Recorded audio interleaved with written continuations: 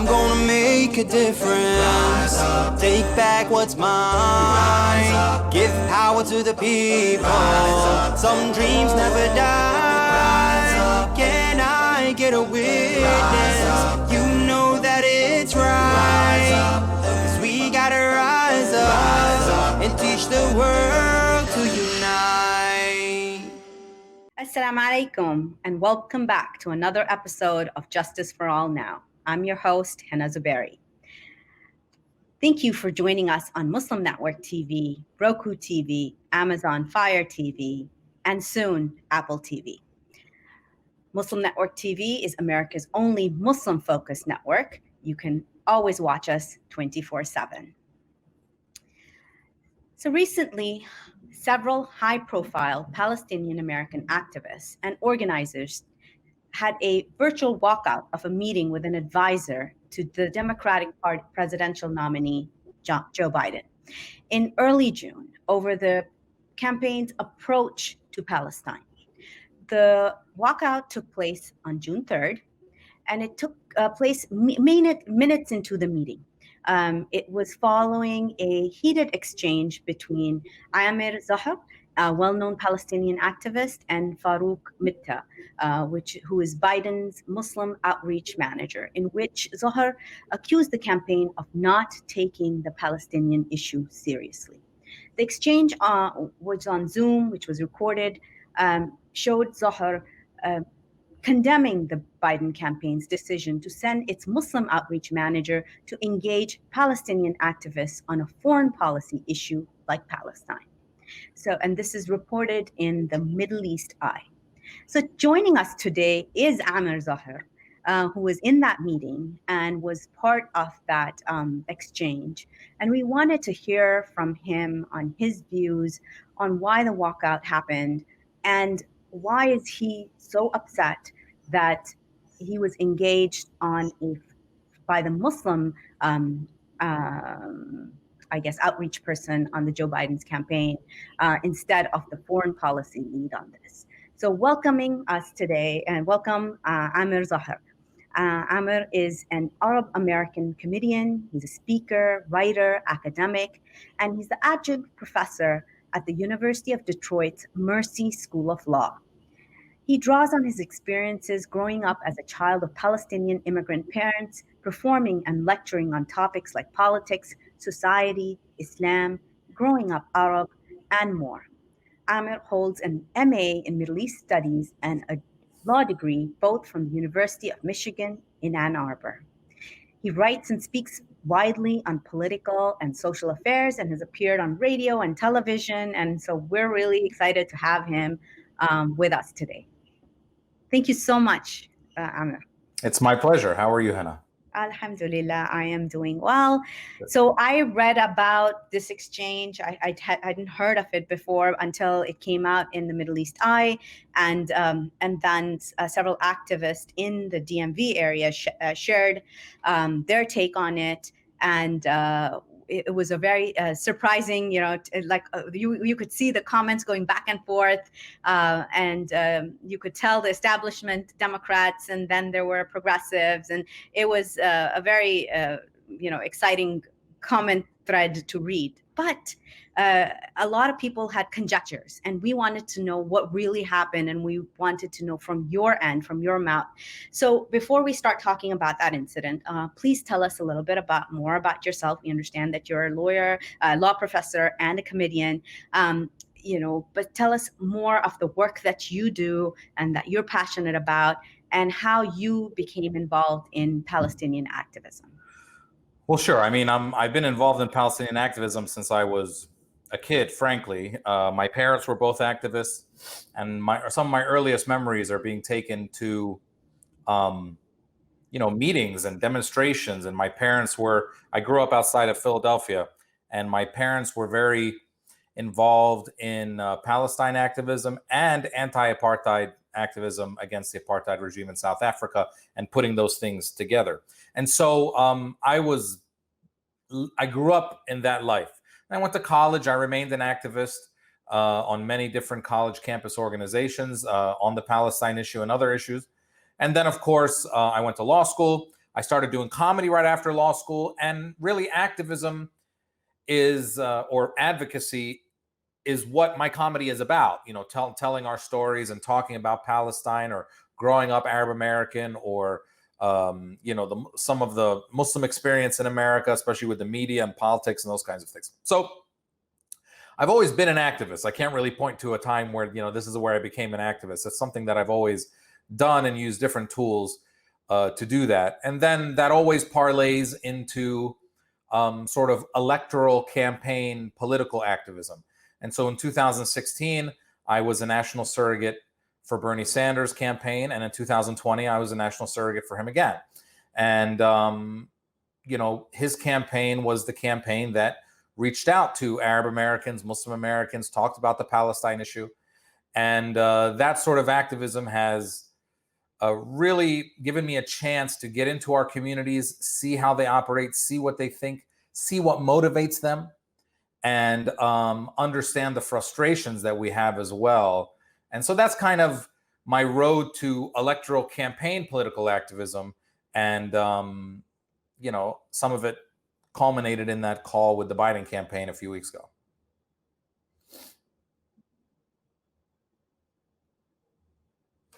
I can't hear you for some reason. So when you heard about the call, what did you think was the objective of the call, and what were you all hoping to achieve? Well, it's not what I thought was the objective of the call. I was told explicitly in text message and conversation, which I have all on my phone, that this call was a Zoom call set up by the Biden campaign. And the person who I talked with was a direct volunteer of the Biden campaign who was sent out to recruit people for this call. And I was told very clearly, the topic is Palestine. Everyone on the call was Palestinian. The topic was clearly told to us that it was Palestine. Also, I was invited onto the call. You know, some people are out there lying, saying that I crashed the call, which, by the way, it's not possible to crash a Zoom call. You know, you need to have like the link to get into the Zoom call. But I was invited. I was invited into the Zoom call by the Biden campaign. They brought us in there, and they told us explicitly that the topic was Palestine. And there were leaders of other Palestinian organizations there as well. You know, I am also the president of an organization here in Michigan called New Generation for Palestine. It's a Palestinian-American networking and membership organization. And so it was clear for anyone who was on that call, was invited to that call, that the topic was to talk about Palestine. We were told we were going to meet with one of Biden's senior advisors, and I was invited to the call. I didn't crash the call. I've seen some people out there lying, saying I crashed the call, which, you know, I've crashed things in the past. Don't get me wrong. I'm a protester. I've crashed a few things in my life, but not this phone call. And so, what was the, when you went in there and you saw Farouk Mitta there, who is the outreach person for Biden, after there was a big hue and cry over Ajit Sahi being the I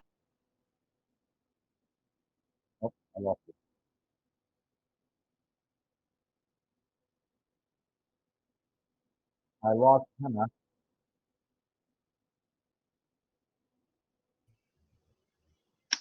She'll be back on soon, in just a moment. Okay, thanks. Yep. Should I sing? Just give it one moment here. Okay.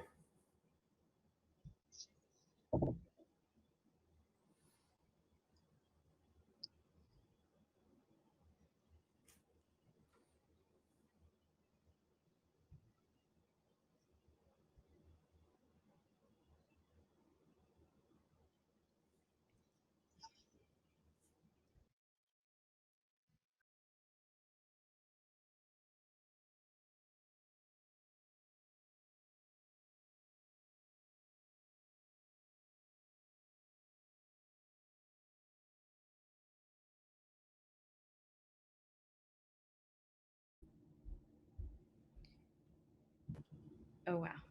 I'm sorry about that. Yeah, I had a technical glitch. So sorry about that. So we're now back on board. So I wanted to know, so once you entered the Zoom meeting, what was your reaction to seeing Farouk Mitta there versus somebody that was from their foreign policy team?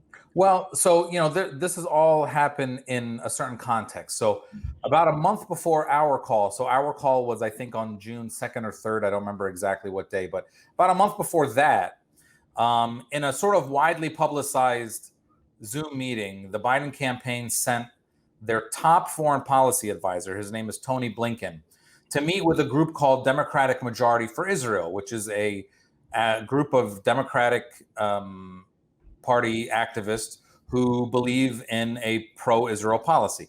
And he's the top foreign policy advisor. And he was sent to meet with them. He gave them a whole long presentation. He really told them everything that they wanted to hear. And it was a very high level meeting. They got a certain level of respect from the campaign. And we were told to come to a meeting, a topic of being Palestine, with leaders of different Palestinian organizations. And we got Farouk, who is a good guy and does good work, but has nothing to do with the foreign policy wing of the campaign, nothing to do with the people who draw up the policy on Palestine, the Palestinian issue, way, way lower level than Tony Blinken. And, I saw it as a sign of disrespect. And, frankly, it was that they thought they could bring us in there. And that's what I brought up in the beginning of the meeting. And that's what subsequently got Farouk to kick me out of the meeting. He removes me from the Zoom meeting. So based on what you know, what is Vice President Joe Biden's foreign policy stance on the Israeli-Palestinian conflict? Well, first of all, there is no Israeli-Palestinian conflict. There's occupation and a theft of land and injustice and apartheid. It's not a conflict. His policy is clear. He published his policy. It's on his website.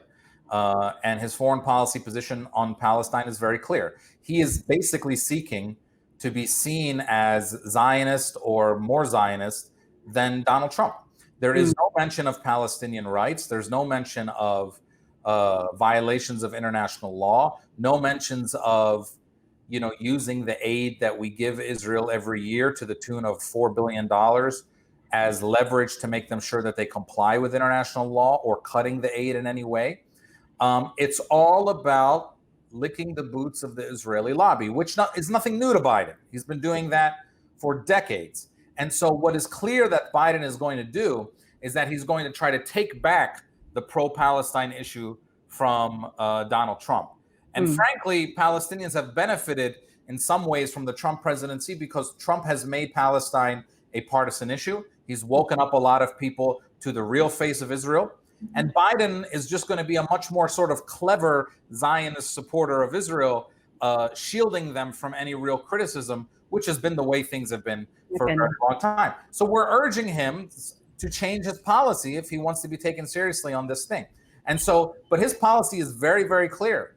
He denounces BDS. He says basically that he would stand up for anti-BDS laws, which are unconstitutional.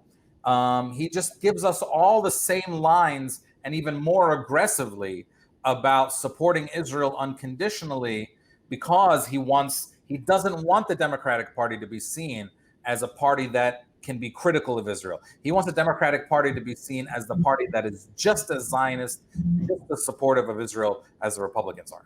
And you guys have seen under Bernie Sanders a different way of looking at Palestine from the Democratic Party. And so after having seen that, is it even more harder to stomach what is coming out from the Democratic Party? And despite that they have a substantial Muslim constituency, and then this is something else that I wanted to, if you could touch on that, is to, this tendency to ignore and undermine the voices who want to raise awareness about Palestine. Yeah, I mean, it is. Look, we have done a lot of work. And listen, Bernie Sanders was not perfect on Palestine, but Bernie Sanders changes the conversation fundamentally at the highest levels on how we look at the Palestinian issue in national politics. That was groundbreaking and enough for us to support him. But Bernie doesn't say everything that we would like him to say on Palestine. We're not looking for perfection. I don't even think what he says is that radical or revolutionary either. Okay? Bernie was a big step forward, but not perfect.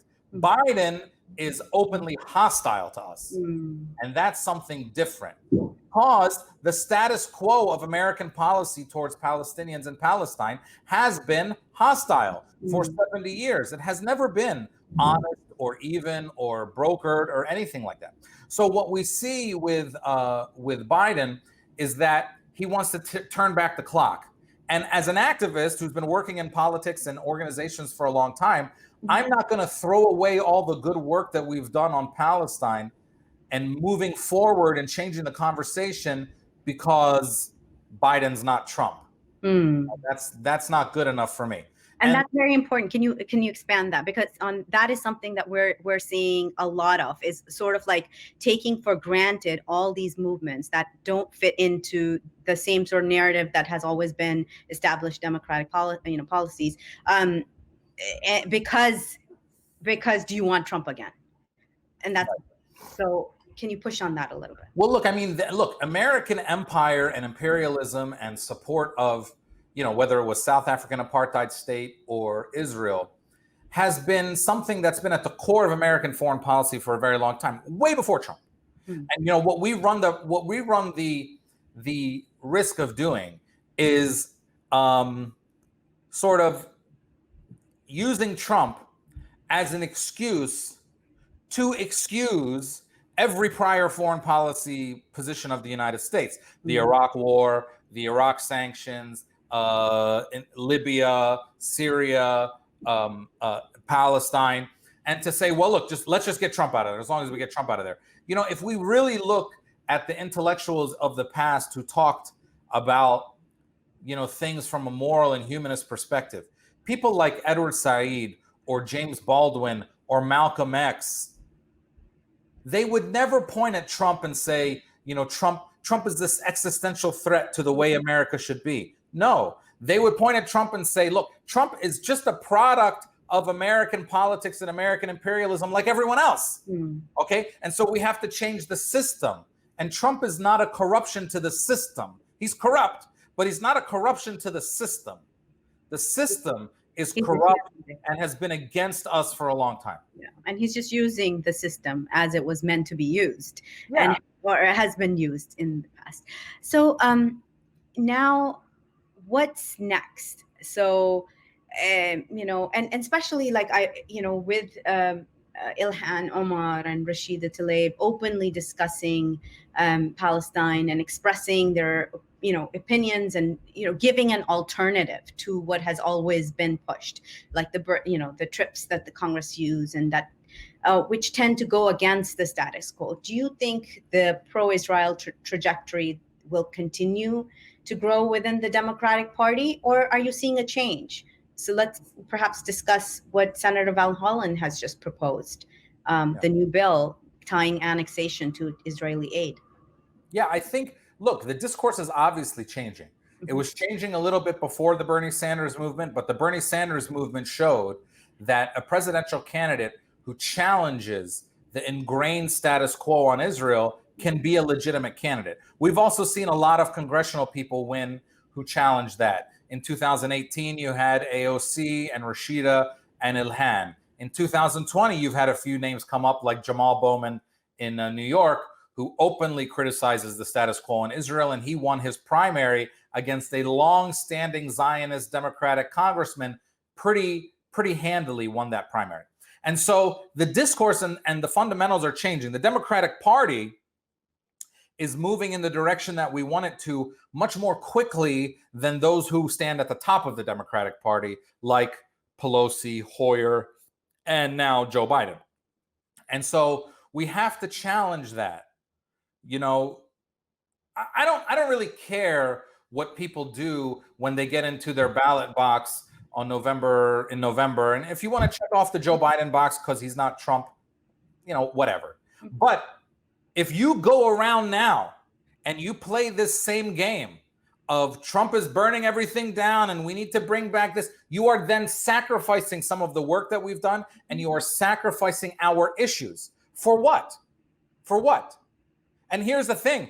We are the only one. Palestinians are the only ones who are asked to sacrifice our issue. People tell us, and unfortunately many people in the Muslim community tell us, hey, put Palestine on the back burner now. Let's get Biden elected and we'll deal with him after. Well, let me tell you something. I've been doing activism and campaigns for a long time. Politicians never listen to you more than when they're running. When they win, they stop listening, okay? And they ingrain their power, especially presidents. And so he's listening now. And so just to say, well, he's not Trump, we all got to vote for him, you're doing a disservice to the Palestinian question. And unfortunately, a lot of Muslim organizations are participating in this. And you know what you're saying over here, and not to, please excuse me if it sounds like I'm demeaning the Palestinian cause, and that is not my intention at all. But this is something that we're seeing in our advocacy for Burma, for the Rohingya cause, in our advocacy for the Uyghur cause, in advocacy for Indian Muslim cause, is every one of those causes are scared that what you were saying is that the achievements that have been made under this Republican administration are going to be rolled back, because those sanctions that were pulled off of Burma from that military were done under Obama. That wasn't Trump. Didn't do that. Right. And so this it has given us a space to work with this administration that a lot of people who just specifically say no, push for Democrats. Yeah, exactly. So this is I'm just trying to echo what you're saying, is that let's be honest. Without Trump, there's no Rashida, there's no Ilhan. These things don't happen, right? If Hillary would have beaten Trump in 2016, there would have been a parade. Oh, we defeated evil and all this kind of stuff. And now if Biden defeats Trump, it's going to be the same thing. Everyone's going to say, oh, we've taken back our country. The nightmare is over. We defeated evil. Let's have a parade. What? We Arabs and Muslims around the world have been devalued. Our lives have been devalued by every American administration. In fact, one of the weird things about Trump, as dumb as he is that he doesn't like war. And so many less Arabs and Muslims back in our homelands have died by American military than did under Obama. Obama was droning and bombing Yemenis every single day. And that kind of stuff is happening a lot less. So, I mean, people better be careful if they really want to get into these discussions. I mean, look, Trump's an idiot. Trump is an embarrassment, all this kind of stuff. But if you want to get into like body counts of Arabs and Muslims back in our homelands, if you want to get into the notion of has the Palestinian issue been centered more, and have we been able to get more solidarity, all that stuff is better under Trump.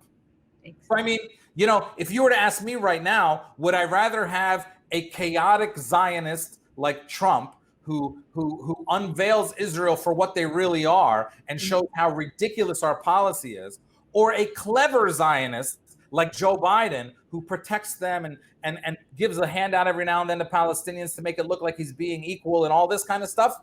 I'll take Trump if I only cared about Palestine. So now with this annexation on, in the foreground, and still no clear-cut American opposition to this in sight, we understand Palestinian activists are increasingly frustrated that Biden has made no attempt to distinguish himself from Trump. And like we just talked about, right, that he doesn't want to. He wants to, he wants to distinguish himself on the side of Israel, not on the side of human rights or this, at all. So, one of the questions that people have asked is, despite their ideological differences, how do you think the Democratic Party can improve, and in what ways can they take further steps to distinguish themselves from Republicans and go about adopting just and principled foreign policy stance that prioritizes freedom, dignity, and equality for Palestinians? Well, it's not a mystery. I mean, Bernie Sanders did it. He was very clear that he says, yeah, look, you say very clearly what Bernie said. When you talk, if you're going to talk about the dignity and the rights of the Israeli people, then you have to also talk about the dignity and the rights of the Palestinian people. Palestinians are living under blockade in Gaza, and that can be undone by the Israelis. He talks consistently about how Israel is a response. You know, most Democrats like Biden and almost all Republicans, to them, Israel has no responsibility for the suffering of the Palestinians. Bernie changed that narrative. It's not that hard. The model is out there. And frankly, that's where a lot of Americans are now, and probably where the majority of the Democratic Party is now, especially younger people. And so, but that's not who Biden is. Biden is going around bragging that he's a Zionist, bragging. And so every time, so even when Biden says he's against annexation, he's not against annexation because it's a violation of international law and a violation of Palestinians' right to self-determination. He's against annexation because it makes Israel look bad. And he's interested in the continuity of Israel and their ethnocracy and their apartheid. And he thinks this is just, you know, going too far and it would make them look bad. And so that's how he frames everything. I mean, on his website, when he talks about it, he just simply talks about how the Jewish state and his allegiance to the Jewish state and all these kinds of things. Can you imagine if there was a state out there called the Muslim state, or even a state out there called the Christian state, or the black state, or the white state, and an American president swearing allegiance to that state to protect? I mean, it's ridiculous. And so this is the way he talks about it in AIPAC terms. And so you just have to change the way you frame, right? No one said, look, I know, and everyone knows, that we're not in a position now where any American president or any American political candidate, for that matter, any of them, are going to be down on the streets yelling free, free Palestine and labeling Israel an apartheid state every day. That's not where they're at. But they do need to at least change the conversation to say, if we're going to talk about Israelis, we got to talk about Palestinians' rights too. Bernie did that. And Bernie got the support of like 80% of Arab Americans when he did that, because Palestine is still a core issue that we vote on. And so the formula is there. It's not that hard to find and to change. But Biden has showed no interest. Instead, he parades his historical, unconditional love for the state of Israel and for Zionism. And that is going to turn off a lot of Arab American and Muslim American voters. And guess what? We have big numbers in swing states where there could be close elections, like Michigan and Florida and Arizona and Pennsylvania. True. So now what about his choice for vice presidents? Any of them that you see would be a better choice when it comes to Palestine than others? Well, for the names that get thrown out there, the only one is that might be a little reason for a little optimism is Elizabeth Warren. But Kamala Harris is a huge, huge Zionist. I mean, huge. And I'm not familiar with the other ones. But Elizabeth Warren might be a step in the right direction. But listen, no vice president has ever crafted foreign policy. Foreign policy is crafted by the president. And in fact, foreign policy is the one thing constitutionally that the president can do and craft and implement without Congress. You don't need Congress to implement. You don't need Congress to move the embassy. You don't need Congress to decide who you invite to the White House and who you denounce in foreign policy. The president is the head of state, and the president sets foreign policy. And so in terms of where the president is more influential, he or she is much more influential in foreign policy than they are in domestic policy. And so that's why having a president who talks in the right terms, or candidate talks in the right terms, is very, very, very important. Now, if I'm looking at the change just in being able to walk into staffers' offices and being able to discuss Palestine and there is definitely a change. So what do you suggest that people who are seeing this right now, what can Muslims who might be watching this, or human rights activists who might be watching this, or people who are just concerned about, genocidal policies that states have overseas, what can they do for Palestine right now while election campaigning is going on, while people Congress people, or what can they do? Well, it's quite simple. Look, there's two.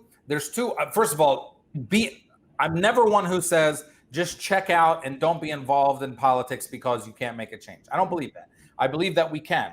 And these changes you see are because activists have stepped in and made a change.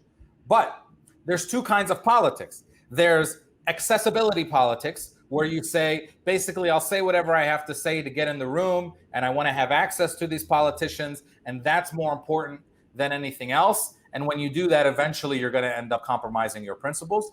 Mm-hmm. Or there is oppositional politics, right?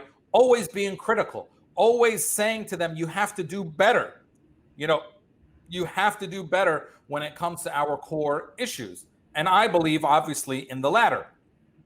No politician deserves your vote just because they're not somebody else, mm-hmm. right? It's okay to be very strong on your issues and say, look, you want our community, you want my vote, you need to say A, B, and C. Remember, politicians work for us. I know it's a cliche, but politicians, even the president, works for us. And it's okay to challenge those people.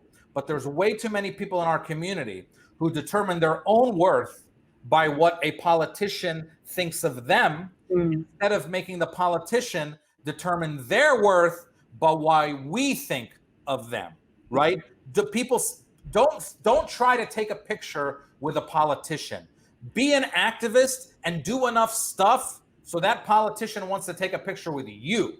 That's how you make change. Definitely. And right now, like, for example, this bill for tying the aid to annexation, it's a tool.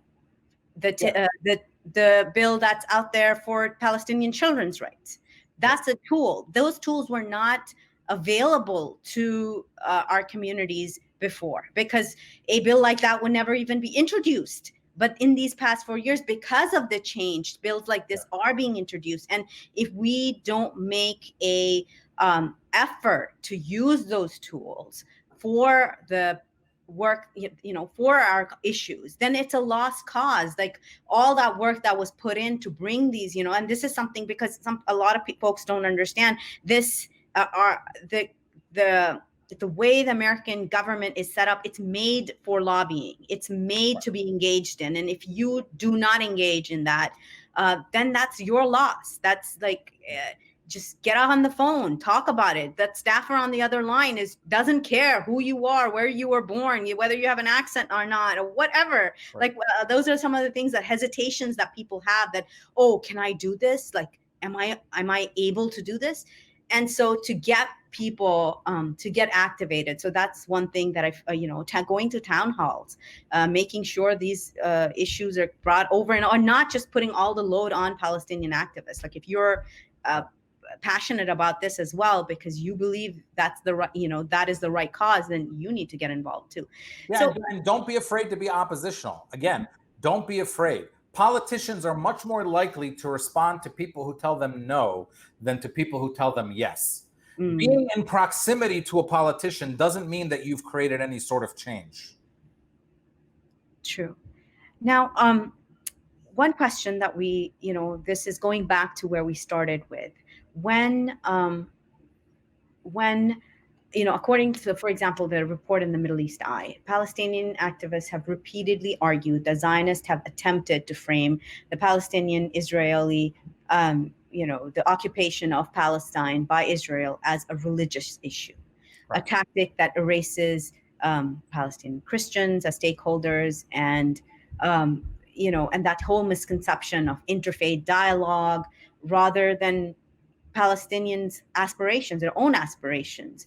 So how should this conversation be reframed reframed, number one, and number two, reframed in such a way that brings about substantial and productive outcomes? Well, first of all, you have to frame it in the way that we Palestinians frame it. And we don't talk about it in terms, the victims here, the oppressed people, don't talk about it in terms of religion. We talk about it in terms of human rights, civil rights, political rights, an injustice, land theft, and those kind. By the way, it's the same thing with Native Americans and white settlers when they came to this country, right?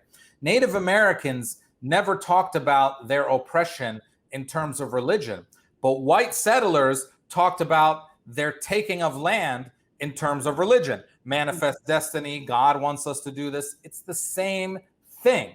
And so when you fall into the trap of talking about this in terms of religion, many things happen. First of all, you, like you said, you erase a whole segment of Palestinians who are Christian or secular or whatever they might be, okay? That's number one. Number two, you make a lot of onlookers check out. So when an onlooker is looking at the situation and says, oh, those people are fighting about religion, I don't want to get involved in that. I don't want to get into that. That's a never ending blah, blah, blah. It also then makes the issue seem like it's lasted a lot longer than it has, right? This is a colonial issue that is about 70 to 100 years old, depending on when you start. But if you talk about it in a Jewish Muslim way, then you start going back 1,000 years and you said, when the Jews, who cares? None of that matters. All that matters is they stole our land in 1948. They kicked us out and they don't let us to come back. That's it. And this is, it's a distraction created by Zionists to talk about that. Zionists who, by the way, for the most part, aren't even religious. This is a distraction created by Zionists to sort of stop us from talking about the real issues. And we have to be careful not to fall into that trap. Unfortunately, too many Muslim American organizations fall into that trap and then start doing like normalization products and projects and interfaith dialogue. And maybe if I talk to the ADL, that'll be a good thing. Or let me go on this trip to Israel funded by this Zionist group. And it never, ever works. Listen to Palestinians. We know the tricks. We know the way Zionism operates and what it tries to do to distract. So just don't participate in any of those things. Whenever it gets framed in terms of religion, you have to reject that immediately. And you have to say, this is South Africa. So I want to have a question for that. So for myself, like I'm just going to talk on a very personal level.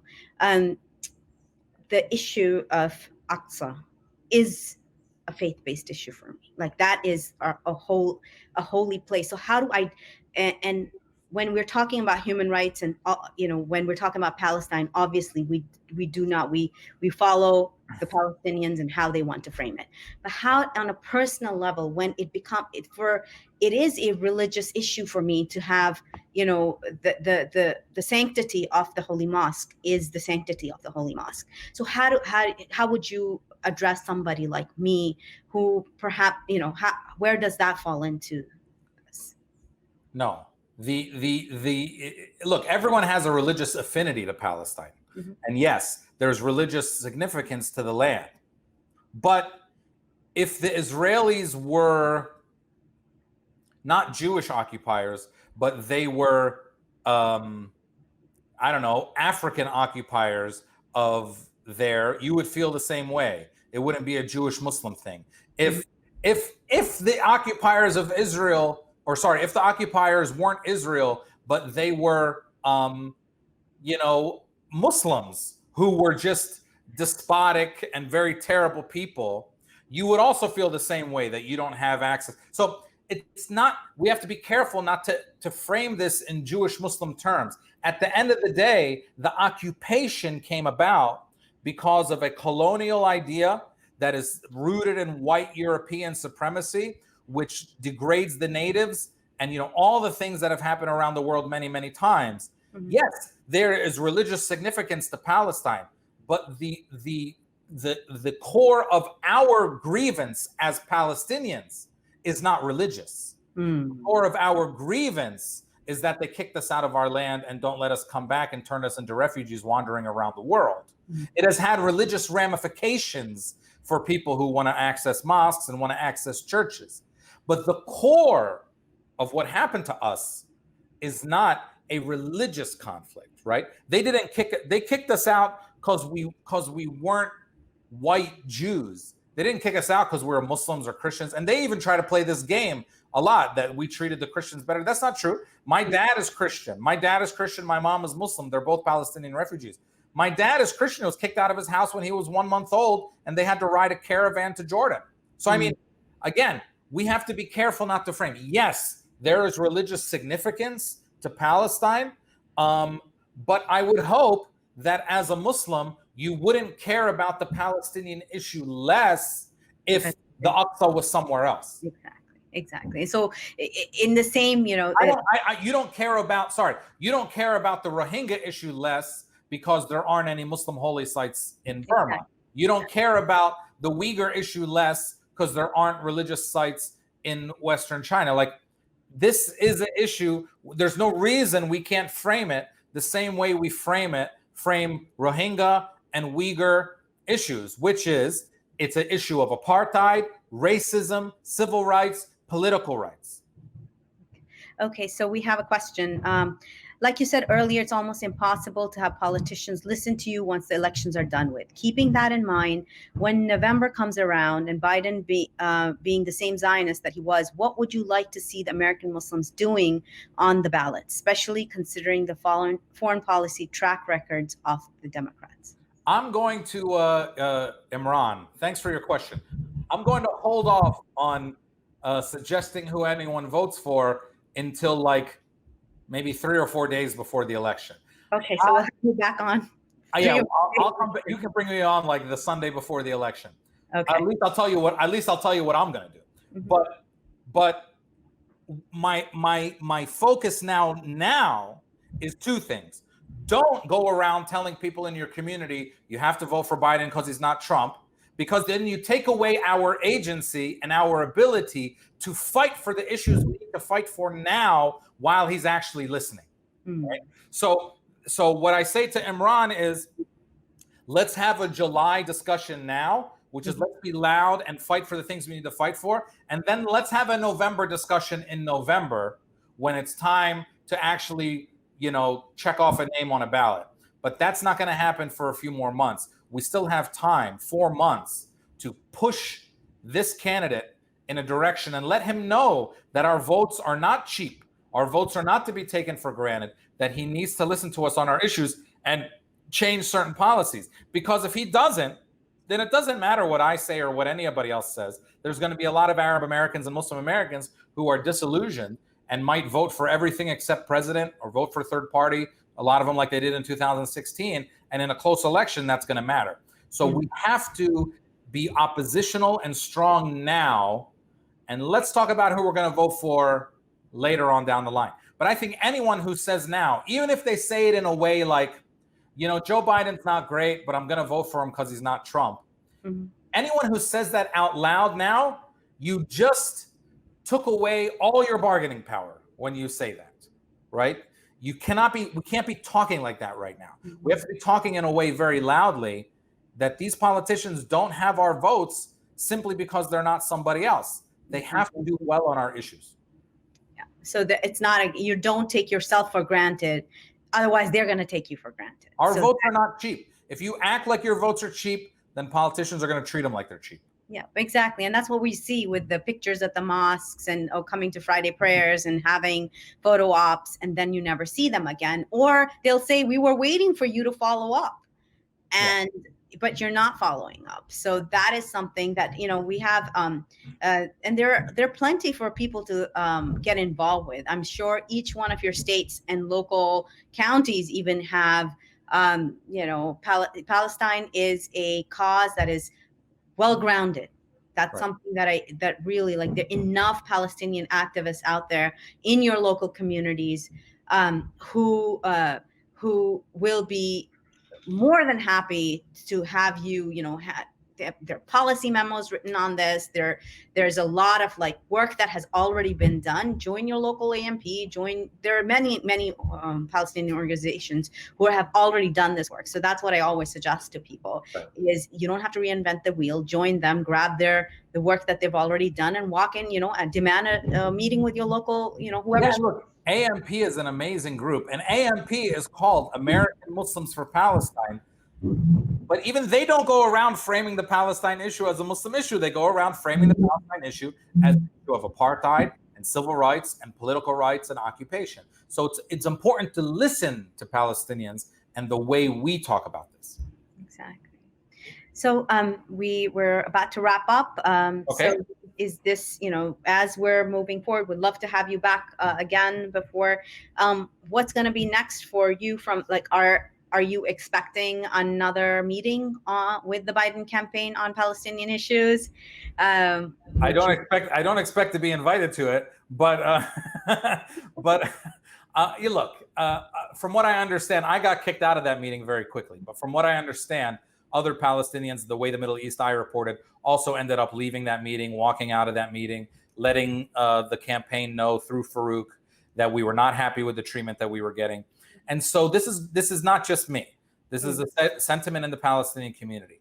And look, there's going to be a time when they're on a stage somewhere, Biden and Trump, and they get asked about foreign policy as it relates to Israel and the Palestine question. And that is going to be the only thing that a lot of Palestinian Americans and Arab Americans and Muslim Americans look at, how they answer that question. And what I think is going to happen now is Trump is going to talk about how much he loves Israel and how much he's done for them. And so is Biden. And he's not going to be oppositional or critical at all, right? Look at what he said. He said, I wouldn't have moved the embassy to Jerusalem, but now that it's there, it's going to stay there. He has said he's against annexation, but he hasn't said, more importantly, that if he becomes president, will he reverse recognition of that annexation, which Trump would give the Israelis recognition of that annexation.